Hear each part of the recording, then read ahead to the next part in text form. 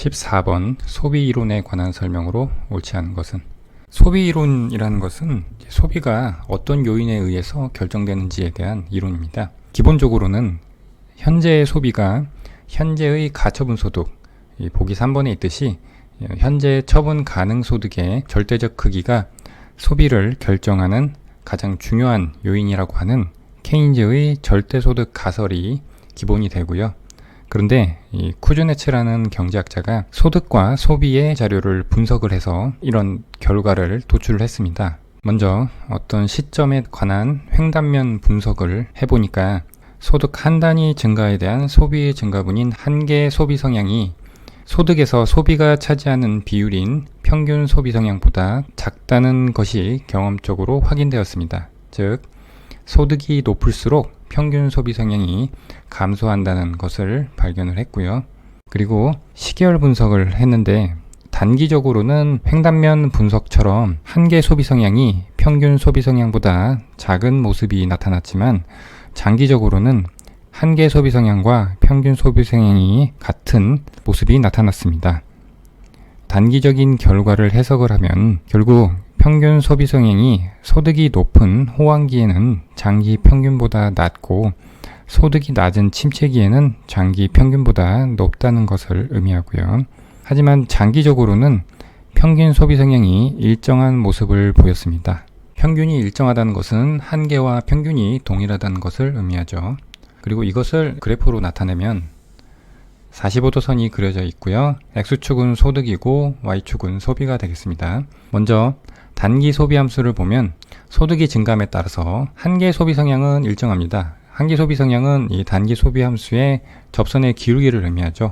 그런데 평균 소비 성향은 원점에서 이 단기 소비 함수의 근 선의 기울기를 의미하는데 소득이 증감에 따라서 평균 소비 성향이 점점 작아지고 있다는 것을 볼 수가 있죠. 그래서 단기 소비 함수에서는 한계 소비 성향이 평균 소비 성향보다 작다는 모습을 이렇게 그래프로 표시할 수 있고요. 그리고 장기 소비 함수를 보면은 45도 선보다는 낮은 기울기로, 이것이 소득 증가분에 대해서 일정 비율로 소비를 하고 있다는 것을 보여주고 있고, 한계 소비 성향과 평균 소비 성향이 같다는 모습을 나타내고 있습니다. 장기 소비 함수의 접선의 기울기와 원점에서 근 선의 기울기가 일치하고 있죠. 이것이 쿠즈네츠의 실증 분석의 결과가 되겠고요. 그런데 케인즈의 절대소득 가설은 쿠즈네츠의 실증 분석의 장기 시계열 분석의 결과인 평균 소비 성향이 일정하다는 것을 설명하지 못합니다. 그래서 이후의 소비 이론들은 쿠즈네츠가 분석한 이 모든 결과들을 설명할 수 있는 나름의 가정을 가지고 제시가 됐습니다. 그래서 보통은 소비 이론에서 문제가 나오면 이러한 쿠즈네츠의 실증 분석을 각 소비 이론들이 어떻게 설명을 하고 있는지, 그리고 소비 이론 간의 차이, 특히 케인즈의 절대소득 가설과 나머지 소비 이론과의 차이에 대한 것을 묻는 문제가 자주 출제되고 있습니다. 그러면 보기에서 제시된 항상소득 이론, 생애주기 이론, 절대소득 가설들을 살펴보고 보기를 하나씩 따져보도록 하겠습니다. 첫 번째, 케인즈의 절대소득 가설입니다. 이것은 소비자가 현재 소득의 절대적인 크기 중 일부를 소비한다는 가설입니다. 그래서 소득이 증가하면 소비도 증가하지만 증가한 소득 가운데 일부만 소비된다고 했고요. 그것을 나타내는 것을 한계 소비 성향이라고 합니다. 소득 한 단위 증가할 때 소비하는 비율을 나타내는 한계 소비 성향을 정의를 했고, 이것은 0과 1 사이에 있다고 했습니다. 그래서 한계 소비 성향과 한계 저축 성향을 더하면 1이 되고, 소득에서 소비가 차지하는 비율인 평균 소비 성향이 있는데 이 평균 소비 성향과 평균 저축 성향을 더하면 1이라고 봤습니다. 오른쪽에 케인즈의 소비 함수가 있습니다. 먼저 수식으로 보시면 가처분 소득과 상관없이 결정되는 독립적인 소비 부분과 그리고 가처분 소득의 일정 비율을 나타내는 한기 소비 성향 B가 곱해진 부분으로 나누어져 있습니다. 그래서 그래프로 그리면 기초적인 소비에서 시작을 하고 기울기는 한계 소비 성향만큼 우상향하는 모습을 가지고 있습니다. 그래서 우리는 이 그래프에서 알 수 있는 것이 이 소비 함수의 접선의 기울기인 한계 소비 성향과 원점에서 이 소비함수에 그은 평균 소비 성향의 관계를 알 수 있습니다. 한계 소비 성향이 평균 소비 성향보다 작다는 것을 알 수가 있죠. 그래서 아까 우리가 살펴본 쿠즈네츠의 실증 분석에서의 소비함수를 봤을 때 이 단기 소비함수의 모습은 잘 표현을 하지만 장기적으로 장기 시계열 자료에서 나타난 평균 소비 성향이 일정하다는 이 모습은 설명을 하지 못하는 한계를 가지고 있습니다. 그래서 이 이후의 소비 이론들을 하나씩 살펴보도록 하겠습니다. 먼저 생애주기 이론입니다. 이것은 소비자가 전 생애에 걸쳐서 매기의 소비 수준을 생애 평균 소득만큼 고르게 소비한다는 이론입니다. 먼저 이 그래프를 보시면 태어나서부터 죽을 때까지의 소득과 소비의 모습을 보여주고 있는데요. 소비는 이 C라는 수준에서 일정하게 소비가 이루어지고 있고요. 그래서 죽을 때까지 일정하게 소비를 하게 되고, 하지만 이 소득은 유년기와 노년기에는 0이고 중년기에 이 높이만큼을 벌어들이게 됩니다. 그래서 이 유년기와 노년기에는 소득보다 소비가 더 많기 때문에 음의 저축을 하게 되고, 중년기에는 양의 저축을 하게 됩니다. 그리고 이 파란색 면적과 빨간색 면적이 플러스 마이너스 하면 제로가 되는 것을 가정을 하고 있습니다. 소비자는 사망하기 전에 자신이 축적한 부를 모두 사용한다는 것에 대한 설명입니다. 그래서 이 그래프로 나타낸 것을 이렇게 글로 표현을 하면, 소비자는 전생에 걸쳐 일정 수준의 소비를 유지하기 위해 소비에 비해 소득이 적은 노년기와 유년기에는 음의 저축을 하고 대출을 받는다는 것이죠. 그리고 소비에 비해 소득이 많은 중년기에는 양의 저축을 한다. 이런 설명이 나와 있습니다. 즉, 이 부분은 쿠즈네츠의 실증 분석에서 횡단면 분석의 결과인 소득이 높을수록 평균 소비 성향이 감소한다는 것을 나타내고 있습니다. 그래서 소득이 높은 중년기에 양의 저축을 한다는 것은 소비 성향이 노년기와 유년기에 비해서 낮다는 것을 의미하게 되는 것이죠. 그러면 생애주기 이론을 간단한 수식을 통해서 쿠즈네츠의 실증 분석을 어떻게 설명하는지를 보겠습니다. 생애주기 이론은 소비자가 전생에 걸쳐서 소비 수준 C를 생애의 평균 소득만큼 고르게 소비한다고 했습니다. 그래서 우리는 평생 소득을 이 분수에서 분자로 표시를 했습니다. 분자는 부, 웰스 더하기, 그리고 R은 중년기의 기간을 의미하고요. 그리고 이 Y는 이 높이의 소득이 되고요. 그리고 이 D는 평생의 기간을 의미합니다. 그래서 생애주기 이론에서의 소비는 평생 벌어들이는 소득을 일생으로 나눈 생애 평균 소득으로 결정된다는 것을 알 수가 있습니다. 이제 단기 소비함수와 장기 소비함수로 나눠서 한번 살펴보겠습니다. 단기적으로는 이 부인 A는 상수입니다. 그러면 다음과 같이 쪼개서 표시를 할 수가 있고, 우리는 이 단기 소비함수의 식과 같다는 것을 알 수가 있습니다. 즉 A가 상수니까 D분의 A도 상수가 되고요. 그래서 이것은 이 단기 소비함수의 절편값이 되고, 그 다음에 소득에 대해서 기울기가 D분의 R인 형태의 식이 돼서 단기 소비함수를 나타내는 식이 됩니다. 그리고 장기 소비함수를 알아보기 위해서 생애 평균 소득을 Y로 묶습니다. 그러면 dy분의 A 더하기 D분의 R로 표현을 할 수가 있고요. 그런데 장기적으로는 이 부와 소득은 비례하게 됩니다. 즉 소득의 증가는 부의 증가를 의미하죠. 단기적으로는 소득의 증가가 부의 증가에는 거의 기여하지 못한다고 가정을 했는데, 장기에서는 장기적인 소득의 증가는 곧 부의 증가를 의미하게 되고, 그래서 이 y분의 a가 상수가 됩니다. 그러므로 d로 나눠준 값도 상수가 되겠죠. 그리고 d분의 r은 원래 상수였으니까, 그러면 소비함수는 상수 곱하기 y가 되죠. 그래서 원점을 지나는 일정한 기울기를 갖는 모습이 되고, 그것은 이 오른쪽에 있는 장기 소비함수처럼 원점에서 출발하는 일정한 기울기를 갖는 직선의 그래프의 식이 된다는 것을 알 수가 있습니다. 그래서 이 생애주기 이론은 쿠즈네츠의 실증 분석을 잘 설명하고 있음을 알 수가 있습니다. 다음은 항상소득 가설입니다. 항상소득 가설은 소비에 대해서 소비자의 항상소비라는 것은 항상소득의 일정 비율로 결정된다는 이론입니다. 먼저 항상소득부터 살펴보면 항상소득 퍼머넌트 인컴은 평생 부로부터 매기 발생하리라고 예상하는 평균 수입을 의미합니다. 초기 보유 자산과 매기에 벌어들이는 소득의 현재 가치의 합이 됩니다.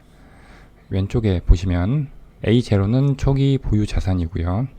YI는 I기 소득을 의미합니다. 그래서 1기부터 2기 쭉 해서 N기 그 이후까지 매기 소득이 나와 있고요. 이것을 이자율 R로 현재 가치화를 한 식으로 표시가 되어 있습니다. 그런데 이 식을 항상소득으로 표시를 하면 항상소득이 매기에 발생하는 평균 수입이니까 1기에도 YP, 2기에도 YP 이런 식으로 계속 YP만큼 발생하는 식으로 변형을 할 수가 있습니다. 이것은 초항이 YP이고 공비가 1 플러스 R분의 1인 무한등비급수죠. 무한등비급수의 합의 공식에 의해서 계산을 하면 이와 같은 모습이 됩니다. 이것을 YP에 대해서 정리하면 YP는 1 플러스 R분의 R 곱하기 평생 부가 됩니다. 그런데 항상소득 가설은 이렇게 표시된 항상소득의 일정 비율로 항상소비를 한다고 했으니까 항상소비인 퍼머넌트 컨섬션 CP는 어떤 일정 비율 델타 곱하기 항상소득 YP가 되고 이것은 YP가 1 플러스 R분의 R 곱하기 PV니까 이와 같이 표시할 수도 있습니다. 그래서 항상소비라는 것은 소비자가 자신의 생애 동안 예상하는 매기의 평균 소비 수준이 됩니다. 그리고 항상소득 가설을 주장한 프리드만은 임시소비와 임시소득 간에는 아무런 상관관계가 없다고 했습니다. 그래서 코릴레이션이 제로고요. 즉 임시소득이 늘어났다고 해서 임시소비가 늘어난다는 것이 아니라는 것을 의미합니다. 그래서 임시소득의 한계 소비 성향은 제로가 됨을 알 수가 있습니다. 또 프리드만은 항상소비와 임시소비 간에도 아무런 상관관계가 없고 항상소득과 임시소득 간에도 아무런 상관관계가 없다고 했습니다. 이러한 가정하에서 항상소비는 항상소득의 일정 비율로 결정된다는 결론이 도출되고 이것은 오른쪽에 원점에서 일정한 기울기를 갖는 장기 소비함수의 모습이 된다는 것을 알 수가 있습니다. 그리고 실제 현실에서 나타나는 소득은 항상소득 YP와 임시소득 YT의 합으로 나타나고요. 그리고 소비 역시 항상소비 CP와 임시소비 CT의 합으로 나타나게 됩니다. 하지만 평균적으로 소득의 기대값은 항상 소득이 되고 소비의 기대값은 항상 소비가 됩니다. 왜냐하면 이 임시소득과 임시소비는 평균 수준에서 벗어난 값들이기 때문에 평균적으로는 제로가 되기 때문입니다. 그러면 이러한 프리드만의 항상소득 가설이 쿠즈네츠의 실증 분석을 어떻게 설명하는지를 한번 살펴보겠습니다. 먼저 항상소득 가설이 쿠즈네츠의 실증 분석 중 횡단면 분석인 고소득층일수록 평균 소비 성향이 감소한다는 사실을 어떻게 설명하고 있는지를 살펴보겠습니다. 어떤 경제에 가계의 항상소득이 다음과 같은 Y0를 평균으로 갖는 좌우 대칭인 정규분포를 따른다고 해보겠습니다. 그리고 이 아래에는 항상소득이 아니라 실제 소득에 따라서 장기 소비함수와 단기 소비함수가 그려져 있습니다.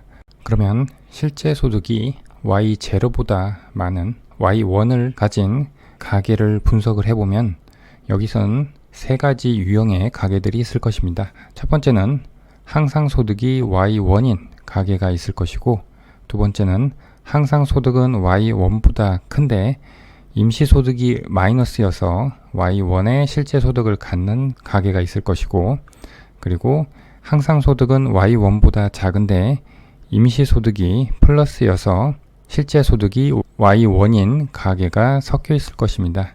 그런데 우리가 이 경제의 항상소득의 분포를 이렇게 정규분포를 가정했기 때문에 Y1보다 항상소득이 크면서 임시소득이 마이너스인 가계보다 항상소득이 Y1보다 작고 임시소득이 플러스여서 실제 소득이 Y1인 가계가 더 많기 때문에 실제 Y1에서의 소비는 항상소득 Y1에 대응되는 항상소비인 C1에 미치지 못하고 C1-만큼에 머무르게 됩니다. 반대로 Y2를 보면 Y2 역시 Y2보다 항상소득이 크지만 임시소득이 마이너스여서 실제소득이 Y2인 가계가 있을 것이고, 항상소득이 Y2보다 작지만 임시소득이 플러스여서 실제소득이 Y2인 가계가 있을 것입니다. 그런데 그 비율을 보면 이 정규분포의 모양에서 알 수 있듯이 항상소득이 Y2보다 큰 가계가 더 많이 있다는 것을 알 수가 있습니다. 따라서 소비 수준은 모든 사람들이 항상소득을 Y2로 가질 때의 소비 수준인 C2보다는 높은 C2-의 소비를 하게 되는 것입니다. 그래서 행단면 분석에서 이렇게 이 파란 선의 단기 소비함수와 같은 소비 행태를 보이기 때문에 항상소득 가설은 쿠즈네츠의 행단면 분석의 내용인 한계 소비 성향이 평균 소비 성향보다 작다, 즉 고소득층일수록 평균 소비 성향이 감소한다는 사실을 잘 설명하고 있습니다. 그 다음은 쿠즈네츠의 실증 분석 중 시계열 분석의 결과를 한번 설명해 보겠습니다. 어떤 가계의 실제 소득은 항상소득과 임시소득의 합이고, 소비 역시 항상소비와 임시소비의 합이라고 설명을 했죠. 평균적으로 소득의 기대값은 항상소득이고 소비의 기대값은 항상소비라고 했습니다. 장기적으로는 항상소비가 항상소득의 일정 비율만큼 발생을 하는 원점을 지나는 우상향의 이러한 소비함수의 모습을 갖는다고 했습니다. 하지만 단기적으로는 임시소득이 발생을 하기 때문에 실제로 Y0에서 Y1으로 소득이 증가했을 때 장기 소비함수 선을 따라서 소비가 증가하는 것이 아니라 소득의 증가분 중 일부분은 임시소득이 차지하고 있기 때문에 이 소득의 증가분 중에서 Y0에서 Y1-의 이 길이가 항상소득이고 Y1-에서 Y1까지가 임시소득이라고 됐을 때 소비는 이 부분만큼 장기 소비함수를 따라서 증가하게 되고, 나머지 이 Y1-에서 Y1으로 가는 이 증가분은 임시소득의 증가분이기 때문에 임시소득의 한기 소비 성향은 0이라고 그랬죠. 소비가 증가하지 않아서 핑크색 점에 소비가 머무르게 되는 것입니다. 반대로 소득이 감소했을 때도 모든 소득 감소분이 항상 소득의 감소가 아니라 일부는 임시소득의 감소가 있기 때문에 소비의 감소는 항상 소득의 감소폭의 일정 비율만큼만 감소하게 됩니다. 그래서 Y0에서 Y2-만큼의 감소폭이 항상 소득의 감소라서 항상 소비가 감소하게 되고, Y2-에서 Y2까지는 임시 소득의 감소분이기 때문에 소비에 영향을 주지 않아서 최종적으로는 이 노란색 점인 C2-의 소비가 이루어지게 됩니다. 따라서 단기적으로는 항상 소비와 항상 소득의 관계를 나타내는 이 장기 소비 함수보다 기울기가 완만한 이 파란색 직선으로 나타난다는 것을 확인할 수가 있고요. 그래서 단기적으로 평균 소비 성향이 감소하는 것을 확인할 수가 있습니다. 원점에서 이 파란색 직선에 그은 직선의 기울기가 점점 완만해진다는 것에서 알 수가 있죠. 그리고 장기적으로는 장기 소비함수 선을 따라서 평균 소비 성향이 일정하다는 것을 확인할 수가 있습니다. 왜냐하면 장기적으로는 항상 소득만 발생하게 되고, 따라서 소비 역시 항상 소득의 일정 비율인 항상 소비가 발생하기 때문에 이 빨간색 선을 따른 소비가 이루어지게 되는 것이죠. 지금까지 절대소득 가설과 생애주기 이론, 그리고 항상소득 가설에 대해서 살펴보았습니다. 이제 다시 보기로 돌아가서 하나씩 따져보도록 하겠습니다. 보기 1번, 항상소득 이론에서 일시소득의 한계 소비 성향은 항상소득의 한계 소비 성향보다 크다. 아까 우리가 항상소득 가설에서 임시소득에서 한계 소비 성향은 0이라고 그랬죠.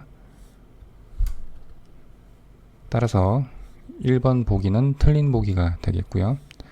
2번 생애주기 이론에서 소비는 미래소득의 영향을 받는다. 생애주기 이론에서 소비자가 이 소비 수준을 생애 평균 소득만큼 고르게 소비한다고 했었죠. 그러면 미래소득이 증가하면 생애 평균 소득은 증가하게 될 것이고, 그러면 소비 수준 역시 증가하게 되겠죠. 그래서 생애주기 이론에서 소비는 미래소득에 영향을 받는다. 맞는 보기가 되겠습니다. 3번 절대소득 가설에서는 현재 처분 가능 소득의 절대적 크기가 소비의 가장 중요한 결정 요인이다. 케인즈의 절대소득 가설에서 소비자는 현재 소득의 절대적인 크기 중에 일부를 소비한다고 해서 현재 소득의 절대적인 크기, 가처분 소득이, 이 식에서도 볼 수 있지만 가처분 소득이 소비에 절대적인 영향을 미치고 있다는 것을 알 수가 있었죠. 그래서 3번도 맞는 보기가 되겠고요. 4번 처분 가능 소득의 한계 소비 성향과 한계 저축 성향의 합은 1이다. 이것은 역시 이 케인즈의 절대소득 가설의 가정인 한계 소비 성향과 한계 저축 성향의 합이 1이라는 것에서 알 수가 있죠.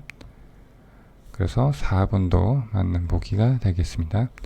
5번 절대소득 가설이 항상소득 이론보다 한시적 소득세 감면의 소비 진작 효과를 더 크게 평가한다. 여기 보면 한시적인 소득세 감면이라고 해서 그러면 일시적으로 가계의 가처분 소득이 증가하겠죠.